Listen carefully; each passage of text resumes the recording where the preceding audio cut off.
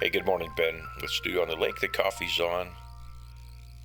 That's what we're hoping for in a couple months, I guess. Winter came a little bit early here, and it would be nice to see the lake again. It's frozen, looks kind of like that. This is a little bit longer video, and it's 3 spoons that I decided to carve all at one time. So you'll see several different techniques. I'll break up the techniques in there. Part of it will be power carving, part of it will be with a knife. And the only thing I won't do is I won't finish them, so you'll get to see all that. A little bit more of a beginner video. This is a piece of cedar kindling that was destined to be split and used as a fire starter. I'm going to turn that into a coffee spoon. These coffee spoons can be made into little measuring spoons also. You can continue use salt or something in a regular coffee spoon or measuring spoon, and then go ahead and keep carving it until you get the right quantity or quality in there. I guess it would be quantity, wouldn't it? Not quality. Hey, this is a piece of standard number 2 pine. I was going to use the knots and put it on the end there, not waste the board, but those knots would be a pain in the butt. This stuff is a little bit harder than basswood. This piece right here has got pretty straight grain and an interesting pattern on it, but we're going to make a larger round flat spoon out of this one. I got to looking at the replay on this, and it looks to me like it might be one of those fishing scoops you use when you're ice fishing out there to clear the ice out. So I suppose you could use that, put a little bit of a bent in it and drill some holes in it, and you'd have a homemade ice clearing scoop. In the design phase, which was not well thought out as usual, I thought perhaps a little bit of a rope pattern there, and then a scroll or fiddlehead on the one end, just for the heck of it. Ended up doing the fiddlehead, but not doing the rope. Here's the fun piece that comes in there, and like I said, all 3 of these are going to be carved pretty much at the same time, switching back and forth. This is a piece of basswood that had a branch coming out of it. That's kind of pithy right there around the end of that branch, or I would have saved it and turned it into a lamp or something. But I'm envisioning a ladle here, more of an upright. And it's going to be a challenge because it's not squared, as you can see. But I do manage to get it cut out. So I'm trying to save the better part of that burl for the interesting grain that'll come around out of that section right there. There you go, all 3 of them cut out on the bandsaw. I've quit showing that. If you want to see me cut something on a bandsaw, just ask and I'll include it back in a video. But I think everybody knows how that works. So cedar spoon, small one, pine on the one side, and then the basswood burl or knot or branch or whatever the heck you want to call it there. That one was actually the most fun of the 3.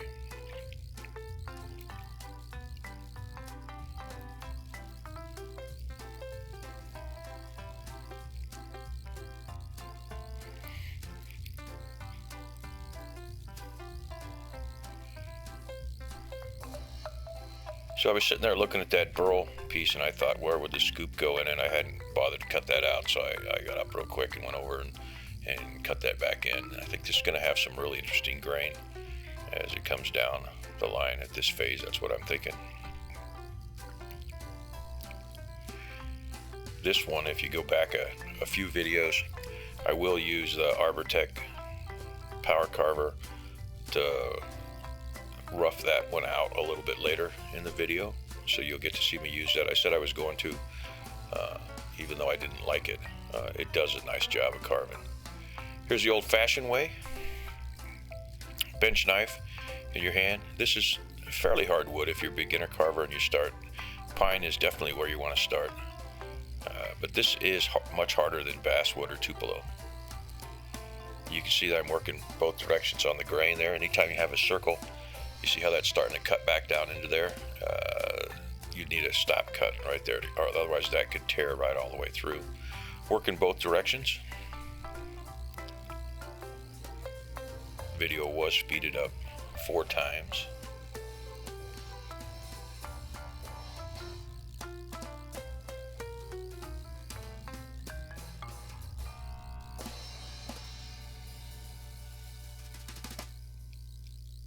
I am going to switch at some point here to power carving. See the fiddle there? I neglected to finish cutting the corner there on the bandsaw, so I grabbed my little German saw and quickly made that piece go away. Still working with the knife. Cedar carves pretty nicely. Has a nice smell too when you're carving it. This was supposed to be kindling. It might be again, you never know. Actually, I do know this one turned out all right. Carving in both directions once again, working with the grain. Just trying to get a basic shape. That's all I'm trying to do on these 2 first pieces, the pine and this cedar, is rough it out. When you're carving, you need to turn it around and around and not spend a whole lot of time on any one section. You seem to end up with a pretty well balanced carving when you do that. Time to lay out the scoop. If you wanted an exact measurement, you can take one that you like and fill it with something like salt, which seems to be fairly cheap. Keep dumping it back and forth until you get the depth and the exact amount that you want in there. I have made little measuring spoons that are kind of fun, although they take quite a while out of wood. And that's how I go about doing that, is using the salt and a reference, in other words, a real store-bought measuring set. That's a spoon carving gouge. I included that in there just to show you that. I don't really care for those. They seem to have a little bit of issue with the grain. Now I've switched to a gouge. I can do with a gouge what I can do with that spoon gauge with a lot more control. Or the spoon gouge. The spoon gouge always seems to be a little bit on the dangerous side to me.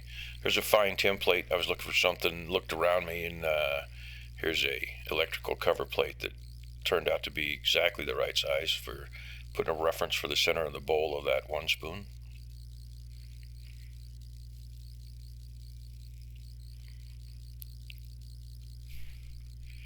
The issue with this, as you can see, is trying to hold this crazy thing. It's a funky shape. As if you've watched videos before, you know I like to sit in a chair in the corner and carve. I have a couple of benches in the shop that I can stick stuff down to. But I only have one camera set up, so it's easier to rough it out here. That's how you would do it. Go and continue around. Once again, if you're working with round, the grain goes in every cardinal direction. The grain is going up and down the lengthwise of the spoon. It's easy to carve on the end, not so easy to carve on the sides, because you start switching into the grain and it wants to tear out. So that's how you would do it with a gouge. You just keep going around and around, and eventually it would come out. Now here's a really small gouge. If you're having a little bit of trouble or you're working with hardwood, my recommendation is that you go to smaller gouges. It takes a little bit longer to remove. You're removing less wood at each time, but pushing it through there with your hand is a lot easier. And of course you can stick this to the bench and use a mallet. Hey, I did use the Arbortech in the center of that. I took it over there, put it in a vise, and hollowed the center of that out. Now we're rounding the contour of the back down into it, getting the flow lines and the flow lines that go into the handle there. If you've got nothing but time on your hands, it's kind of relaxing to sit there with a knife like this. It does take a lot longer. Of course, the fastest is power carving, and you'll see a little bit of that here coming up. the purpose of this was to show you a couple different shapes, a couple different woods, and a couple different techniques. There's a stop cut. I don't want to cut back into that scroll with the knife. And I'm using slicing cuts. There, I switched to a power carver.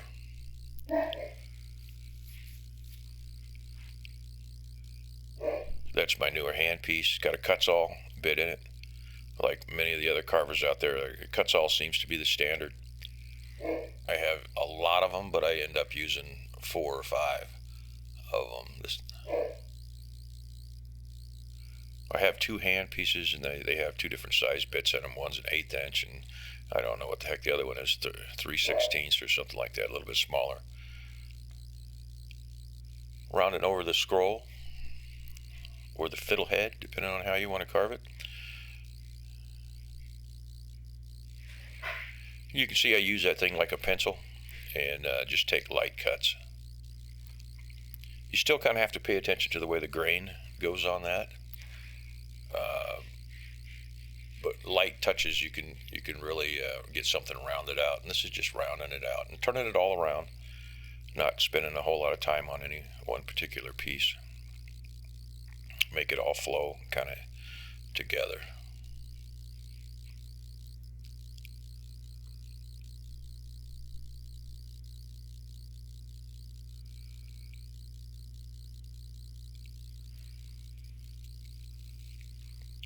Not sure what you would use this thing for.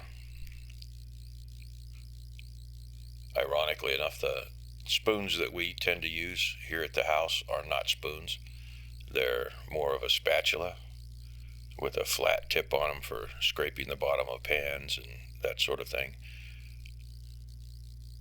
Don't typically use wooden spoons, even though they're kind of interesting looking.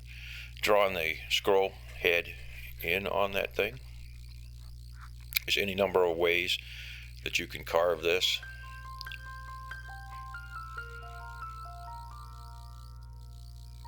That's it. The technique I use is using a wood burner. Issue trying to keep it in the frame there. You'll see throughout this whole video I've been fighting with keeping the frame, the reference frame, in there and keeping the focus going. But I'll use that burner as a stop cut. Here's a second way to do it. That's a little veiner gouge. The issue with the veiner gouge is one side is cutting with the grain, the other side is cutting against the grain, and you'll get tear out. You can certainly use that veiner gouge to set your stop cuts and lines and whatnot. And certainly many classic carvers and modern contemporary folks love to use the veiner. I don't personally. They're a pain in the butt to sharpen and keep the V accurate working down in there. Here's a longer Cuts-All bit. You saw that I could use that just like that veiner. Here I'm rounding the bowl, bringing it up towards the edge.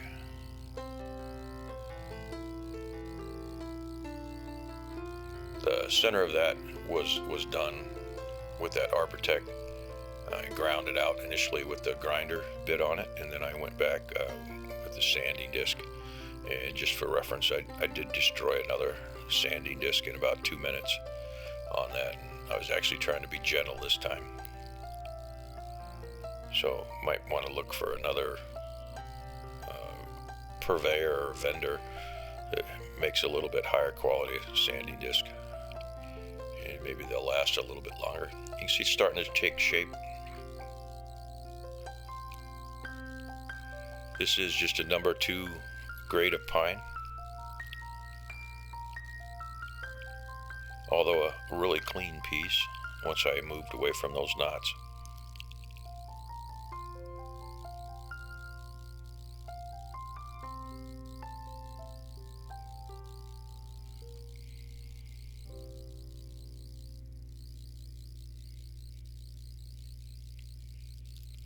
All told, the filming of this video was about 3 hours, probably, and I think it came out at about 38 minutes.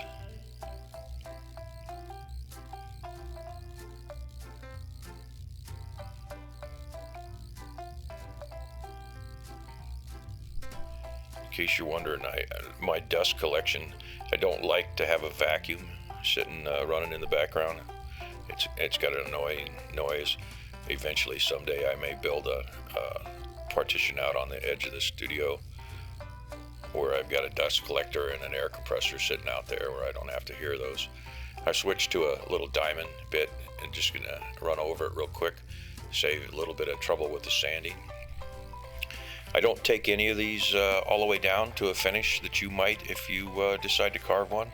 You can spend a couple hours with sandpaper and make it perfectly smooth. Put any finish, of course, you want on there. Food safe, wax, stain, your choice. But I'm going to call that one done. You can see I left it a little bit rough.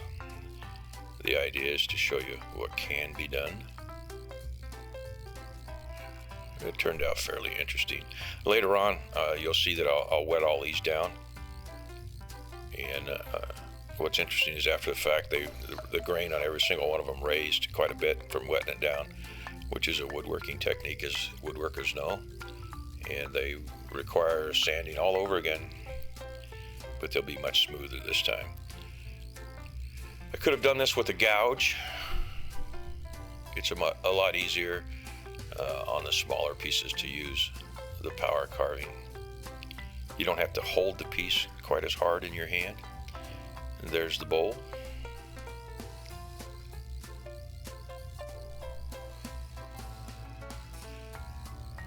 It does help sometimes, I think, if you got an idea what you want to make before you get going. I didn't put a whole lot of thought into this. I knew I wanted to play with a couple different pieces of wood and make a coffee spoon, a bigger spoon, and then I wanted to play with that burl. But this has got a nice little shape to it.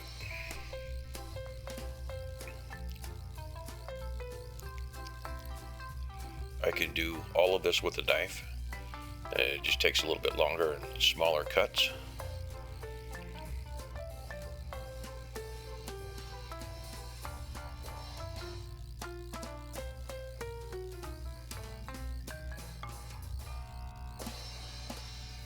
You can see that's real time there. I just decided to put a ball on the end of that, or a rounded shape.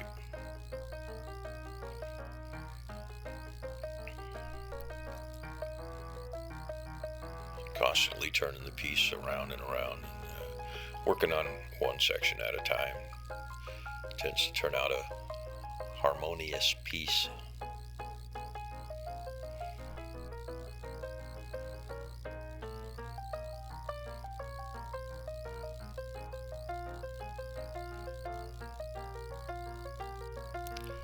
This cedar, if you spend a lot of time sanding on it, it comes out to be quite a interesting looking piece, and over time it will darken quite a bit. This looks really good with a shellac finish on it, just a blonde shellac. The amber will give you closer to an aged piece. There you have it, minus the sanding. Give you an idea where you can go with that. Measuring spoons, coffee spoon. Can't think of too many other uses and abuses for it. Could be a catapult, I suppose. If you put it up on a rubber band on it, you could launch jelly beans across the room. There's the two of them that are complete, 2 of 3.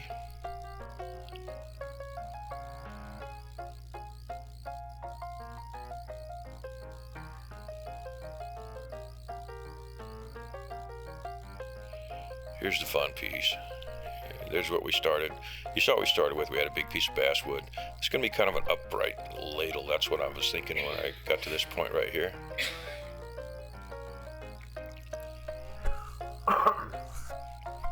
All right, so I went over to one of the workbenches. There's the Arbortech power carver. I put it back together. If you went back and watched go back and watch the video, or have watched it already on the review I did take and pulled all the screws on the thing and put some Loctite on them so they'll stand. Here's my balancing act. Screwdriver on the back side of the head, Allen key on the front, taking off the sanding disc and putting on the little power carver with 2 carbides and a disc.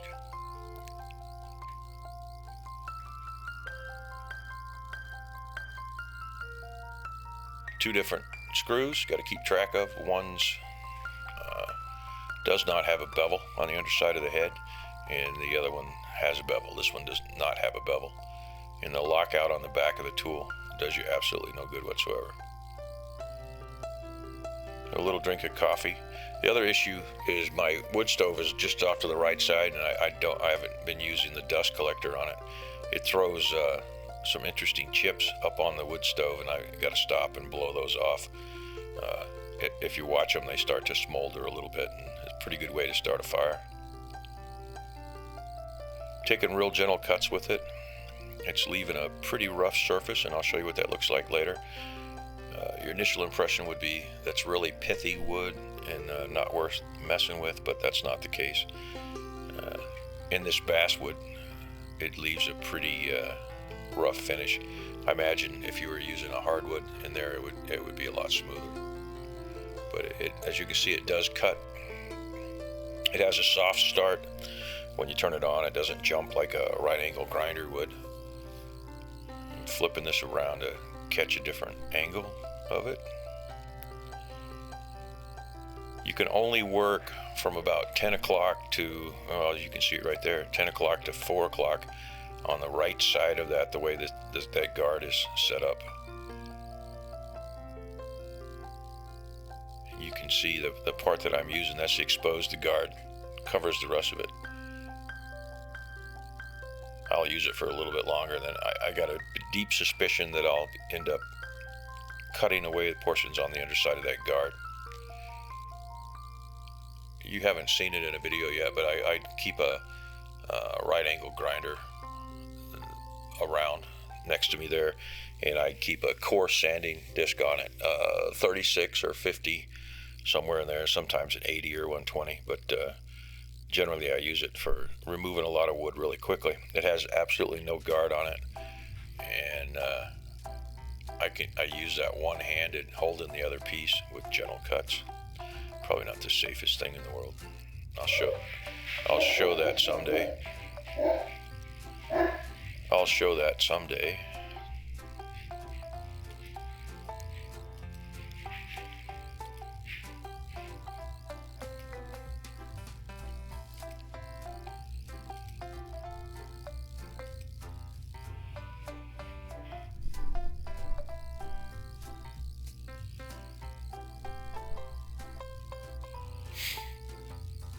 The angle on this was a little strange as I was cutting it, so because I cut it out of a corner piece, so I had to go ahead and put a center line on that as a reference.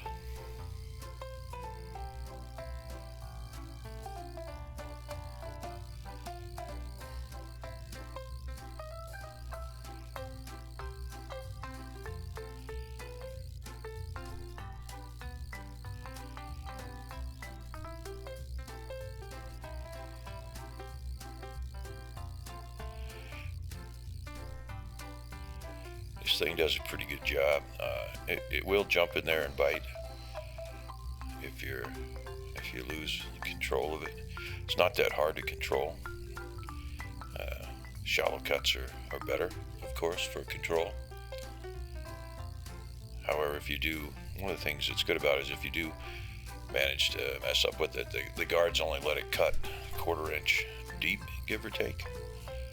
And I'll show you on the other side here where that does kind of make a little bit of a difference, but certainly doesn't allow you to completely destroy a piece.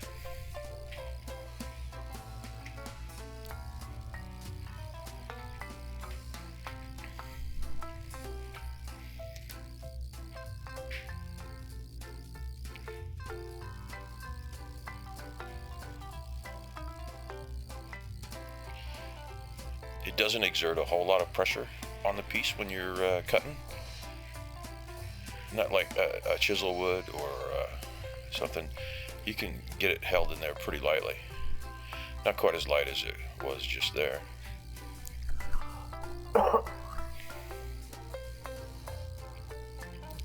Trying my best not to get that carbide blade near the vise. I don't quite trust my control with it just yet, and I'm pretty sure that would do some good work. You can see how that's kind of off kilter. It's certainly not a squared up pattern by any means. It's kind of pulling it out of the middle as opposed to the way I think you should carve. You should try to start with a square block, turn it round in equal portions on either side, that sort of thing. This working wacky, not the best way, but I am starting to I kind of left it a little bit off kilter.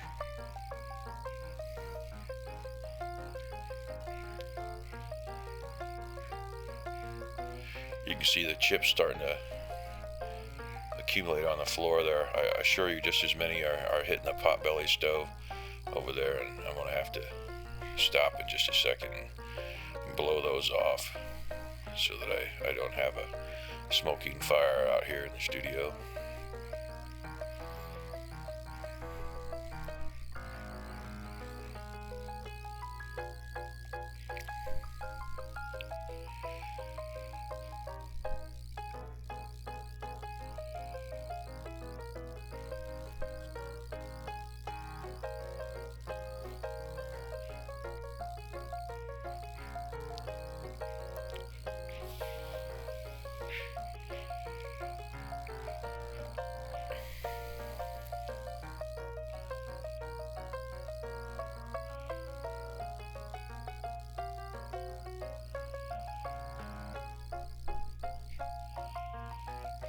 This works best with light skim cuts.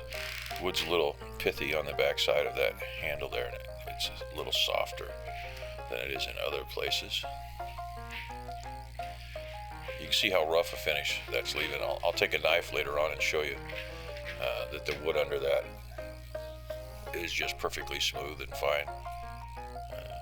But at this stage, if you're using this thing on a chunk of wood, you certainly will have your doubts as to whether what you have underneath that's worthwhile. Now here's a case where it's going to show you the depth of cut. I want to try to get down into that bowl on that with it, and it's only going to go about a quarter deep. I'm going to use the side that's exposed on the blade.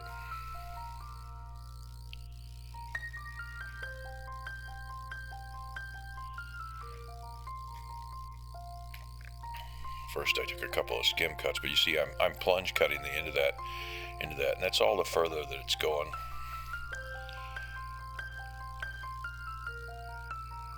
And since I'm blocking that with my hand, you can see I'm not holding onto that grinder very tight with that left hand.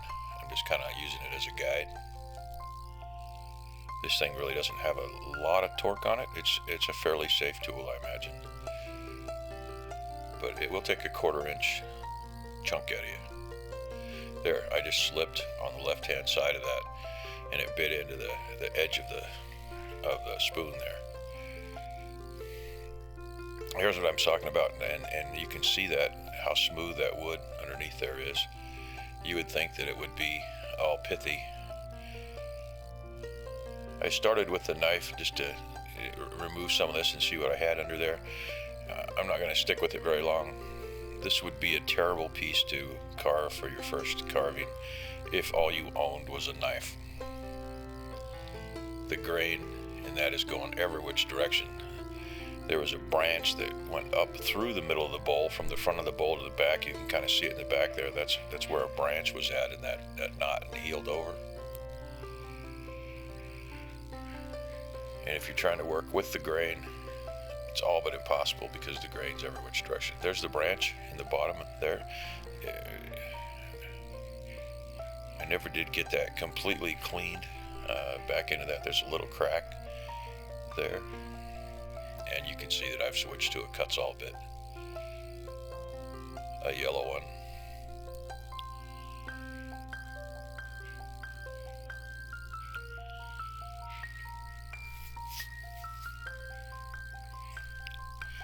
Here we've changed it in warp speed there.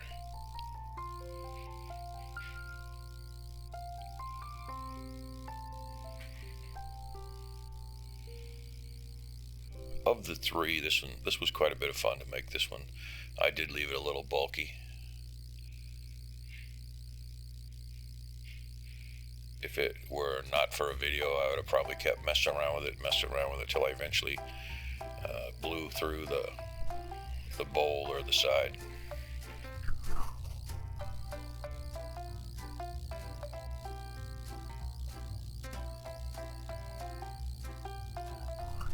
Here's where power curving earns its money. The grain is every which way. That's the end of the branch. You can see it starting to come out there. Later on, when you see me put a little bit of water on this, it would really be worthwhile to go ahead and sand this thing down just silky smooth. There, I did that. That's not the safest way to use a drill and a Forstner bit. I eventually took it and set it on the ground, and then I pulled a lot of chunks out of here. I have larger Forstner bits, but I can't find them right now. Actually, it didn't look very hard. But that helped cut that bowl out a little bit. There's another interesting piece of grain right here. That's where that branch that goes through the bowl is coming out the back side of it, giving you really a neat grain feature down in there. I keep calling this a burl, but it's really not a burl. It's where a branch came out on the side of the tree and had broken off several years ago and healed over. Not a true burl.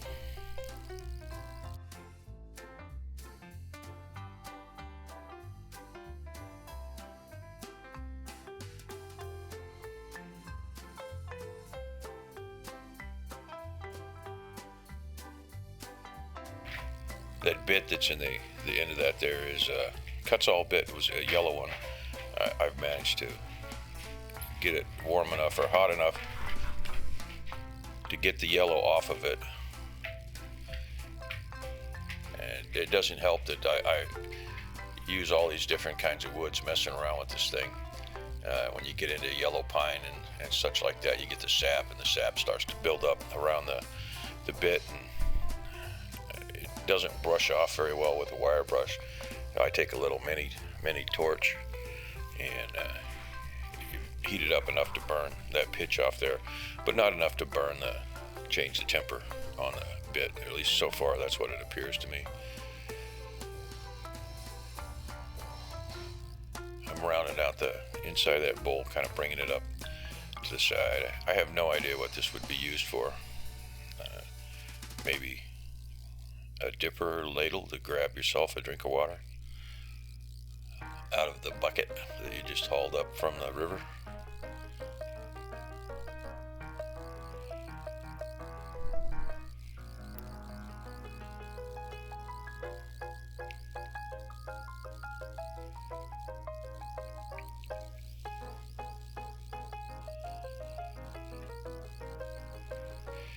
This piece is kind of a case. You hear artists talk oftentimes about, oh, how did you come up with that? Well, the wood spoke to me, and that was what was in the wood. So I freed it. I'm not sure that's valid. I don't know that I believe in that, but this is probably as close as you're going to get from me for something like that said this wanted to be this. That's stretching it a little bit, because if you think back to where I took the bandsaw and cut the better part of the log away to get to this point.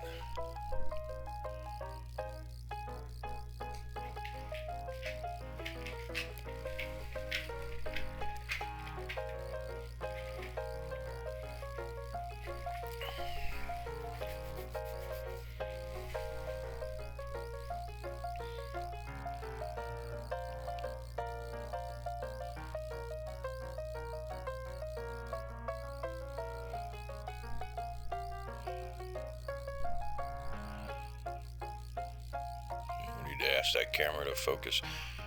It's having trouble picking up the junk on my shirt as opposed to the sawdust, as opposed to what I want it to there. They're pretty much done. I'm not going to do a whole lot more on it. I obviously could. I do sand the front and the back quite a little bit, where I can start to see that grain. This thing I will probably go back and sand it quite smooth and do a little bit of finish work on it, and put a stain on it, because it's interesting or weird enough. That's showing you a different technique. It's burnishing with a knife. Pretty sure that's not really that good for the knife. The knife doesn't necessarily have an edge pulled over. If you know anything about burnishers, you take and sharpen it, and then you pull one edge over and you get a little hook. There's the grain on the back of that, where that branch comes through. It goes right down through the front of the bowl on the inside, and comes out on the front. It's kind of neat. And that's really what I was looking for when I picked that particular elbow. I guess would be a better reference for that. And you can see how that would come out. And that's just water on there. And I said earlier, when I watered all three of these down, you'll see the other two where I soak them down a little bit to take a look at the grain. They could certainly use a lot more sandpaper, or better yet, on these, I would take my knife and I would do very small shaving cuts off of this, and then leave it with knife cut finish, because a good sharp knife will leave a better finish than you can get in a lot of cases with a piece of sandpaper. There's that piece of cedar. These things are just soaking the water up. I didn't notice until after the fact, but they become quite fuzzy. And that, what it's done is the same thing woodworkers know. It raised the grain, and you can sand it. You can do that 2 or 3 times and get something pretty nice, and then go ahead and take shellac and French polish it. But there's 1, there's 2, there's 3. And if we go from left to right down there, we've got a cheap pine board, we got a piece of cedar kindling, and then we've got a hunk of basswood with a branch sticking out of it. And that is how you go about carving spoons. You can imagine any shapes you like. Look the shapes up. Don't be afraid to rip other people off. Nothing copyrighted about this sort of stuff if you're looking on the web, in most cases.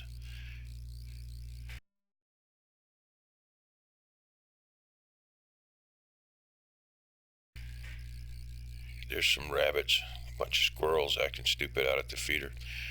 Hey, this has been Ben with Studio on the Lake, and go ahead and like, subscribe, and comment, and stay tuned for future videos.